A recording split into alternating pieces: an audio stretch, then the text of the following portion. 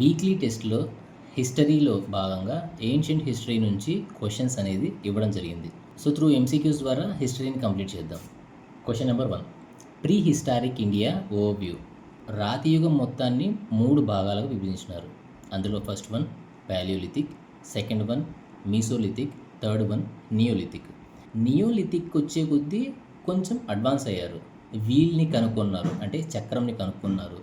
దాంతోపాటు పాటరీ కూడా కుండల తయారీ కూడా చేసేవాళ్ళు. పాలిష్డ్ పరికరాలు అనేవి యూజ్ చేయడం స్టార్ట్ చేశారు. కొంచెం పాలిష్ చేసి పరికరాలను యూజ్ చేయడం స్టార్ట్ చేశారు.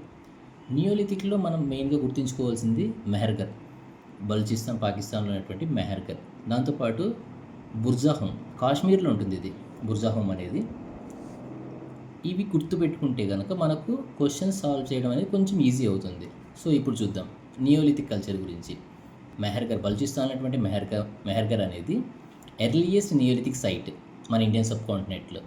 అక్కడ ఈ గోధుమ అండ్ బార్లీ ఆధారాలు అనేవి లభించినాయి. Next second one. సో వాళ్ళ మాస్టర్ కనుక చనిపోతే కనుక ఆయనతో పాటే కుక్కను కూడా అందులో పూడ్చిపెట్టేవాళ్ళు అనమాట. ఆ పిట్ బిల్డింగ్స్ అనేవి బుర్జాహోం, జమ్మూ కాశ్మీర్ అంటే బుర్జాహోంలో మనకు ఎవిడెన్స్ అనేవి దొరుకుతాయి. ఇది నియోలిథిక్ సంబంధించింది. నెక్స్ట్ మూడవది చిరాండ్ ఇన్ బీహార్లో ఉన్నటువంటి చిరాండ్ అనే దగ్గర మనకి ఏం దొరికినాయంటే జింక కొమ్ములతో చేసిన ఎముకల పనిముట్లు. ఇవి ఎక్కువగా మనకి ఎక్కడ దొరికాయి అంటే కనుక బీహార్లోని చిరాండ్. ఇది గుర్తుపెట్టుకోవాలి. సో ఇది కూడా నియోలిథిక్ కల్చర్కి సంబంధించింది అనమాట. Next, the neolithic settlers were the earliest global producers of iron tools used for deep ploughing. Neolithic కల్చర్కి వచ్చే కొద్దీ పాలిష్డ్గా ఉండేటువంటి టూల్స్ అయితే యూజ్ చేశారు, బట్ కానీ అవి ఐరన్కి సంబంధించినవి కావు. ఐరన్ అనేది ఎప్పుడు యూజ్ చేశారు? వేదిక్ ఏజ్ వచ్చే కొద్దీ అప్పుడు ఐరన్ యూజ్ చేయడం అనేది స్టార్ట్ అయింది. సో నియోలిథిక్ సెటిలర్లో ఐరన్ టూల్స్ యూజ్ చేశారు అనేది కరెక్ట్ కాదు. సో ఇక్కడ which of the above statements are correct అంటే కనుక number 1, 2, 3. So option B. So ఇలా కనుక మీరు టెస్ట్ రాయాలి వీక్లీ అనుకుంటే కనుక మీరు రాసినటువంటి వీక్లీ టెస్ట్కు ఈ విధంగా ఎక్స్ప్లెనేషన్ ఉంటుంది. సంకల్ప స్టడీ సర్కిల్ యాప్లో జాయిన్ అవ్వండి.